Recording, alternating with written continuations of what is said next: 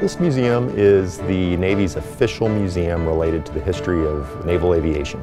It opened its doors in 1963, so since that time we've been telling the rich history of naval aviation, which is over 100 years now, and that's what we're all about. We have over 150 aircraft and over 30,000 artifacts, countless linear feet of archives to do that. And in addition to the wonderful hardware we have, we also tell the people story here. The first person to walk on the moon, the last person to walk on the moon. George Bush, our 41st president, was a naval aviator. But day in and day out, we work hard to cater to all age groups, young folks who are just getting a taste of aviation, to older folks who may have spent time in the Navy or spent time in naval aviation and flown some of the very airplanes that we now have as artifacts. We see a tremendous amount of excitement from people when they walk in, certainly the size of the place when they walk through those doors and they see the aircraft just right there in front of them. We have the NC-4 flying boat here on loan from the Smithsonian. It's the first aircraft to fly across the Atlantic Ocean. And in 1919 it did that, and 50 years later Neil Armstrong walked on the moon.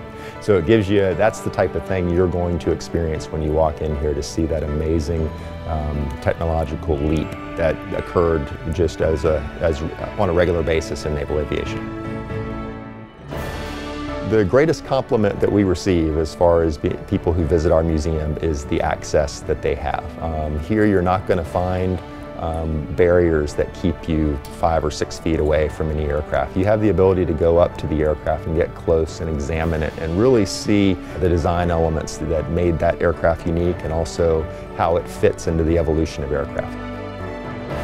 And people are very respectful of that access, but they also really appreciate the ability to get up close and personal with history.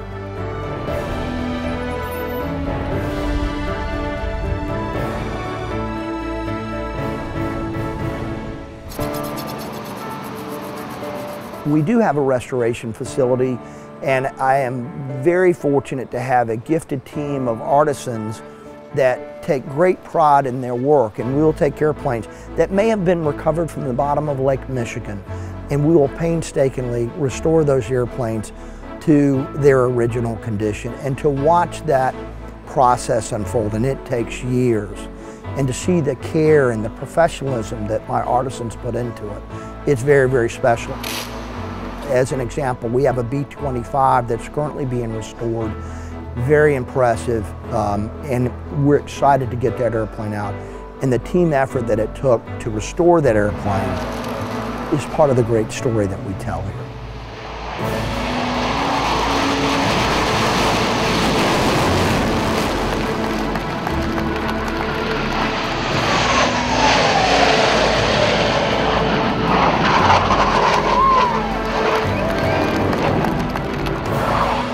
This is naval aviation, and we like to think that when people walk in here, if they've seen the Blue Angels, they know what naval aviation does today.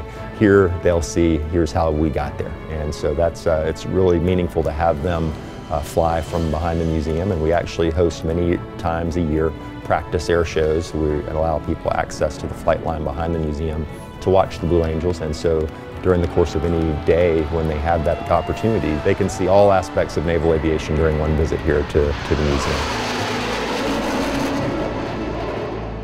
The thing about working here at the Naval Aviation Museum, as a historian, I liken it to being like a kid on Christmas morning every day.